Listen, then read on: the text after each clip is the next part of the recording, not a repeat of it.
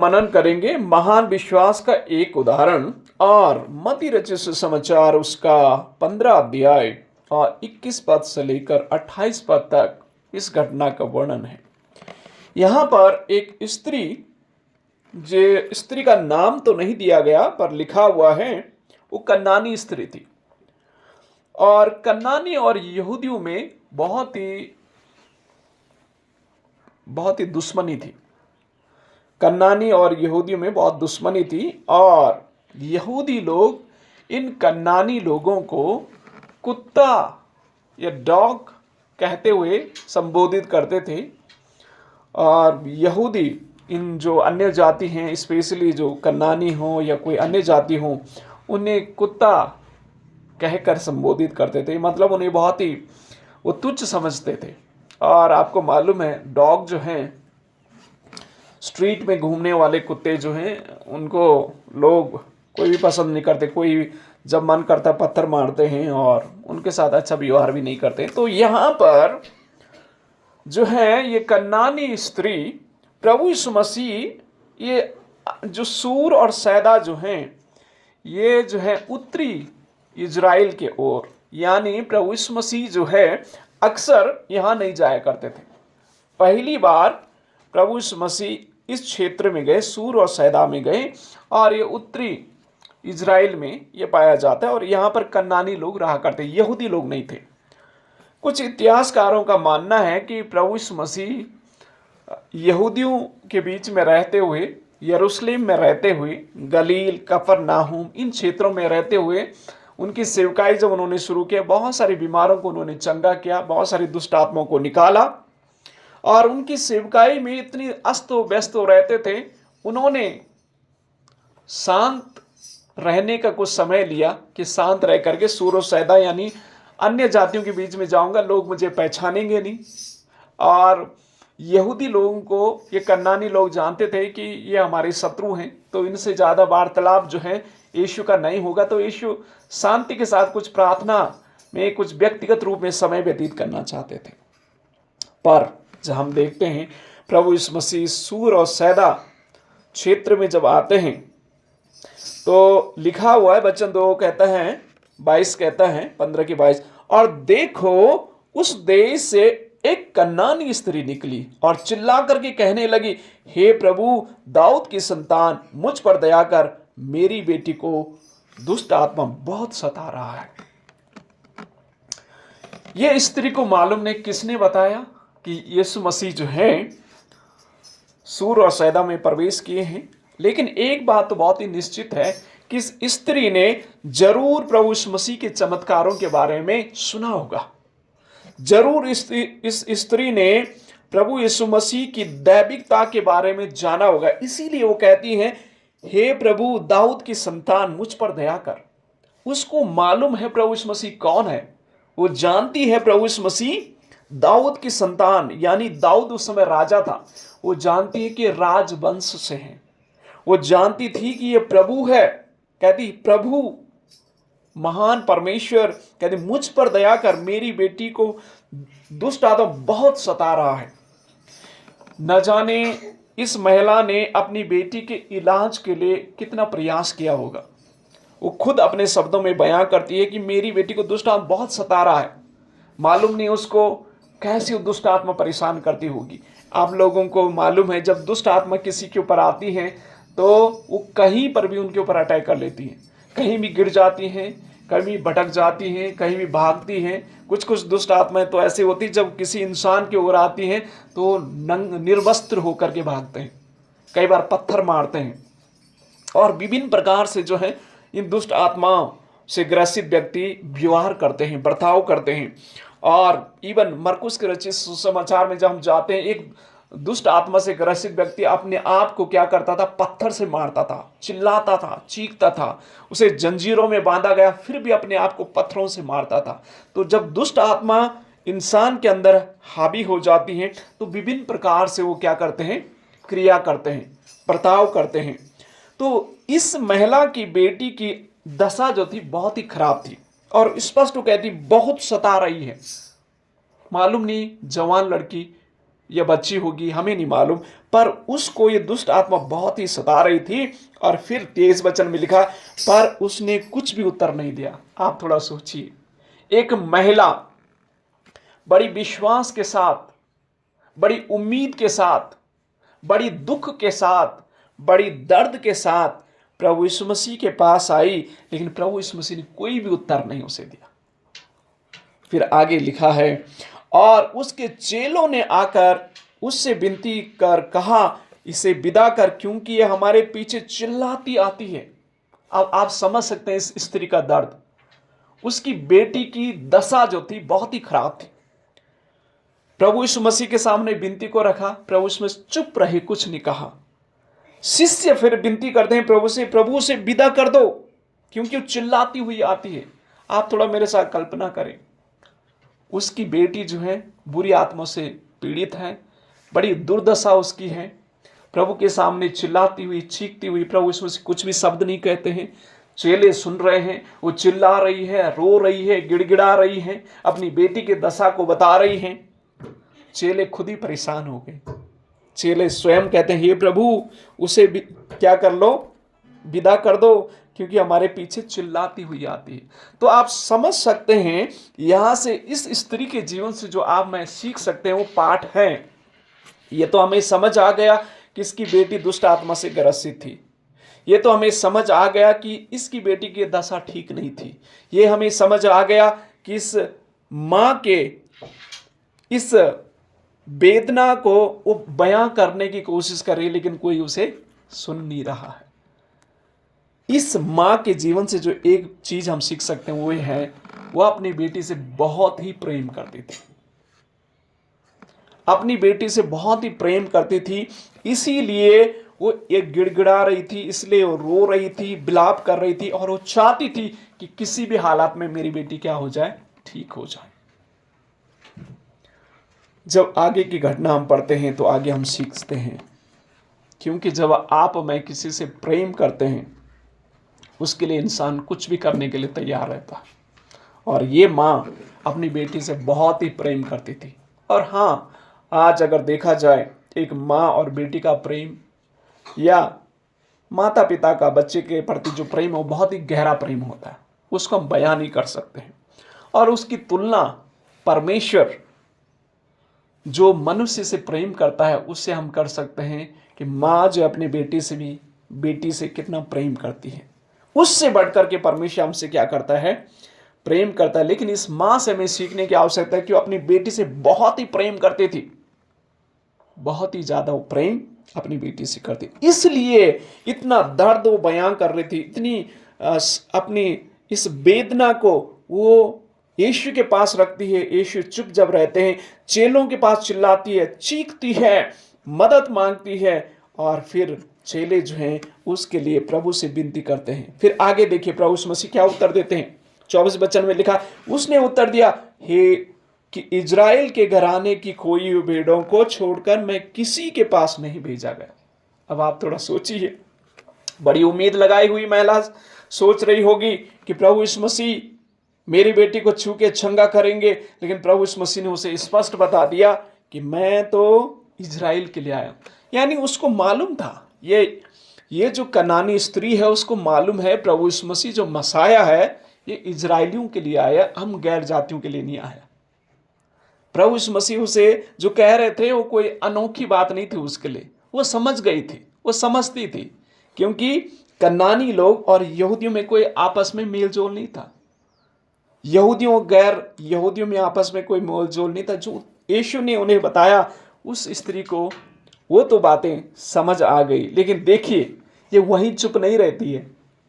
प्रभु यीशु मसीह ने हालांकि उसे बताया कि हमारे कल्चर के हिसाब से, हमारे मानव समाज के हिसाब से मैं तो आपके लिए नहीं आया हूं। लेकिन फिर देखिए इस स्त्री का आगे 25 वचन में, वह आई और उसे प्रणाम करके कहने लगी, हे प्रभु मेरी सहायता करें। मेरी प्रिय बहनों और प्रिय भाइयों, इस स्त्री का जो विश्वास था बहुत ही मजबूत था, बहुत ही मजबूत और बड़ा विश्वास इस स्त्री का था। उसे मालूम है प्रभु यीशु मसीह पहले चुप रहे, सुन नहीं रहे। सुना जब बात ही कला तो एक निराशा वाली बातें उसके सामने पेश कर दी, लेकिन फिर भी यह चुप नहीं रहती है। और लिखा है वह आई और उसे प्रणाम करके कहने लगी, हे प्रभु मेरी सहायता करें। इंग्लिश में लिखा है she knelt down and worshipped Jesus. वो घुटनों में आकर के उससे विनती की, उसकी आराधना की और कहने लगी, हे प्रभु मेरी मदद करें। इसका जो विश्वास था, अगली बात जो उसके जीवन से हम सीख सकते हैं इस स्त्री के जीवन से, वो ये है उसका विश्वास बहुत ही बड़ा विश्वास था। क्या आपका और मेरा विश्वास आज ऐसा है? जब आपको निराशाएं मिलती हैं, हर एक जगह से आपको निराशाएं मिलती है, उस समय भी क्या आप अपने विश्वास को थामे रखते हैं और मजबूती के साथ उसके सामने खड़े रहते हैं? प्रभु यीशु मसीह एक्चुअली उसका क्या कर रहे थे? परीक्षा ले रहे थे, उसका टेस्ट कर रहे थे, परख रहे थे। उस स्त्री को परख रहे थे प्रभु यीशु मसीह। फिर आगे लिखा है, यीशु मसीह फिर कहते हैं, थोड़ा और स्ट्रॉन्ग शब्द कहते हैं, लिखा 26-27 में लिखा, उसने उत्तर दिया। देखो वो यीशु के सामने गिड़गिड़ाई होगी, घुटनों में आकर के लिखा है उसे प्रणाम किया और कहने लगी मेरी सहायता करें। प्रभु यीशु मसीह खड़े हैं, घुटनों में गिरती हुई, चिल्लाती हुई, चीखती हुई प्रभु यीशु के सामने गिड़गिड़ा रही अपनी बेटी की चंगाई के लिए। उसका विश्वास देखिए, वो फिर भी निराश नहीं है, फिर भी अपने विश्वास को खोई नहीं। उसे उम्मीद है कि कुछ न कुछ करके प्रभु यीशु मसीह जरूर मेरी बेटी को क्या करेंगे? ठीक करेंगे। उसका विश्वास इतना बड़ा था कि फिर भी वो रुकी नहीं, फिर भी वो निराश नहीं हुई, फिर भी वो प्रभु के सामने घुटनों में आकर के अपनी विनती को रखती है। और 26 वचन में लिखा है, उसने उत्तर दिया कि लड़कों की रोटी लेकर कुत्तों के आगे डालना अच्छा नहीं। 27 वचन कहता है, उसने कहा सत्य है प्रभु, पर कुत्ते भी तो चूर चार खाते हैं जो उनके स्वामियों की मेज से गिरते हैं। आप थोड़ा सोचिए, प्रभु यीशु मसीह फिर उसे कह रहे हैं कि स्त्री, कन्नानी और यहूदियों के बीच में अपने में कोई संबंध नहीं है। जैसे मैंने कहा, कन्नानियों को या अन्य जातियों को कुत्ते के रूप में देखा जाता था, यहूदी लोग बहुत घृणा करते थे उनसे। प्रभु यीशु मसीह वही चीज उसे दोहरा रहे हैं कि जो कुत्तों की जो रोटी है ना, लड़कों की रोटी जो कुत्तों के आगे डालना अच्छा नहीं। यानी प्रभु यीशु मसीह जो है एक फिर से उसके सामने एक उस बैरियर को रख रहे हैं, उस बाधा को रख रहे हैं कि हमारे कल्चर तुम्हारे कल्चर में कोई संबंध नहीं है। फिर भी उसके सामने बाधा रख रहे हैं। लेकिन देखिए उसका विश्वास कितना अटूट था, कितना मजबूत, कितना बड़ा विश्वास उसका था। उसने कहा सत्य है प्रभु, पर कुत्ते भी तो चूर चार खाते हैं जो उनके स्वामियों की मेज से गिरते हैं। कितनी दीन हृदय की स्त्री थी। अगर उसकी जगह में आप हमें होते तो क्या करते? अगर आप मैं उसकी स्त्री की जगह होते, आपके मन में एक भावना से भरे हुए एक दुख है आपके हृदय में, और दुख में अगर कोई क्या कर दे और आपको दुखी करें तो इंसान का जो है ना ये भावना, ये गुस्सा फूट जाता है। तब जो मुंह में आता हम कह देते हैं, भले कुछ भी हो जाए। आप समझ सकते हैं, मालूम नहीं कितनी दूरी से वो स्त्री अपनी बेटी को लेके आई होगी, कितनी समस्या उसके मन में, उसकी भावनाओं में होंगी। यीशु के सामने चिल्ला करके विनती रखी, यीशु चुप रहते हैं, चेले मध्यस्थता करते हैं। प्रभु यीशु मसीह फिर से उसके सामने कहते हैं, भाई यहूदियों के बीच में और कन्नानियों के बीच में कोई संबंध नहीं है। यहां पर भी वो स्त्री जो है चुप नहीं रहती हैं और अपनी निवेदन को, अपनी सहायता, अपनी मदद के लिए, बेटी की मदद के लिए जो है प्रभु के पास रहते हैं। और फिर देखो कितना अच्छा जवाब जो इस स्त्री का। मैं सोचता हूं कि ऐसा स्वभाव हम में से हर एक का होना चाहिए। हमारे गुस्सा में भी हमें काबू करना चाहिए। हमारी भावनाओं से बढ़ करके हमारा विश्वास, हमारा चरित्र, हमारा स्वभाव, हमारा विनम्र स्वभाव जो है उभर के आना चाहिए और उसका स्वभाव निकल के आए। उसने कहा सत्य है प्रभु, पर कुत्ते भी तो चूर चार खाते हैं जो उनके स्वामियों की मेज से गिरते हैं। कितना नम्रता से उसने जवाब दिया। जब आप मैं गुस्सा में हूं, जब आप मैं दुख में हूं, जब आप मैं परेशानी में हूं और परेशान आपको कोई करे तो क्या होता है, हमारा गुस्सा फूट जाता है। लेकिन देखिए इस बहन का जीवन, इस स्त्री का जो जीवन है, देखिए बहुत ही साहसी और दृढ़ स्वभाव की वो महिला थी और नम्र स्वभाव की वो थी। उसने बड़ी नम्रता के साथ जवाब दिया। और देखिए प्रभु यीशु मसीह का प्रत्युत्तर उसके बाद देखिए 28 वचन में लिखा है, इस पर यीशु ने उसको उत्तर देकर कहा कि हे स्त्री, तेरा विश्वास बड़ा है, जैसा तू चाहती है तेरे लिए वैसा ही हो। और उसकी बेटी उसी घड़ी चंगी हो गई। आमीन। कितनी अनोखी और आशीषमय बात है कि कितने भी परेशान इस स्त्री को किया गया, कितनी भी चुनौती उसके सामने ला दी गई, फिर भी ये स्त्री जो है अपनी निवेदन को प्रभु यीशु मसीह के सामने बड़ी विनम्रता से रखा और जो चाहती थी उसने उसको पाया। आमीन। आज आप मैं इससे क्या सीख सकते हैं? पहली बात, जैसे मैंने कहा, इस स्त्री ये अपनी बेटी से क्या करती थी? बहुत ही प्रेम करती थी।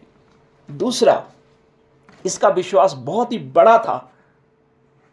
इसको कहा गया, रोका गया, फिर भी ये विश्वास उसका निराश नहीं हुई।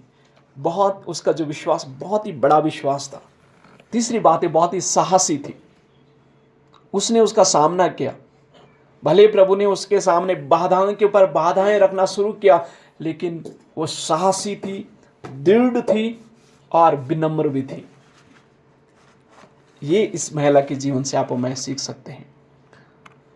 और जिस माँ से आप और मैं सीख सकते हैं वो है निरंतर अपनी प्रार्थना को प्रभु के सामने रखती गई और उसकी प्रार्थना का जवाब परमेश्वर ने दिया। आमीन। आज शायद आप और मेरे जीवन में, आप और मेरे परिवार में इस स्त्री के जैसे हालात नहीं हैं, पर अगर आपकी और मेरी कोई भी समस्या क्यों ना हो, अगर आप और मैं परमेश्वर के सामने उसको लेके आएंगे, परमेश्वर आपकी मेरी समस्या का समाधान करेंगे। भले कई बार परीक्षाओं से हमें जाना पड़ेगा, कई बार बाधाएं आएंगी, कई बार आपको लगे कि प्रभु यीशु मसीह चुप हैं, आप निराश ना हो। हमारे परमेश्वर का चुप होना भी हमारे लिए परीक्षा, इम्तिहान, हमारा टेस्ट शायद वो कर रहे हैं। उनका चुप नहीं है। उनका चुप हमारे विश्वास को और मजबूत करना है, हमको परखना है। और जब आप और मैं हमारे उस परीक्षा से बाहर निकलेंगे, मजबूती के साथ निकलेंगे, हमारा दुख जो है आनंद में बदल जाएगा। आमीन। इस स्त्री का सारा दुख, जो दुख और दर्द से, पीड़ा से, भावना से जो होकर के गुजरी, पल भर में उसका बदल गया जब प्रभु यीशु मसीह ने कहा, हे स्त्री, तेरा विश्वास बड़ा है, जैसा तू चाहती है तेरे लिए वैसा ही हो। और उसकी बेटी उसी घड़ी चंगी हो गई। आमीन।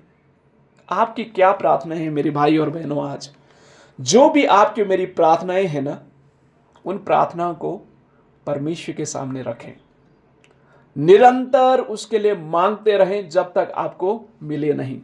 समय लगेगा, कई बार आपको ऐसा लगेगा कि परमेश्वर शायद चुप हैं, वो नहीं सुन रहे। नहीं, वो सुनते हैं। आपको ऐसा लगेगा, मुझे ऐसा लगेगा, लेकिन परमेश्वर सुनते हैं।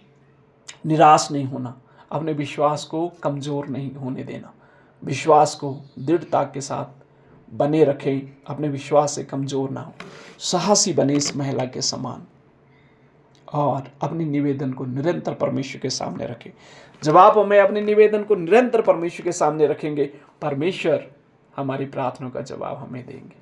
तो परमेश्वर इस वचन के द्वारा हमें आशीष दे और मदद करें कि इस स्त्री के समान हम परमेश्वर से प्रेम करने वाले होने चाहिए। ये तो अपनी बेटी से प्रेम करती है, लेकिन परमेश्वर हम सब से प्रेम करता है। देखिए, अन्य जाति थी, लेकिन फिर भी परमेश्वर ने इसकी मदद की।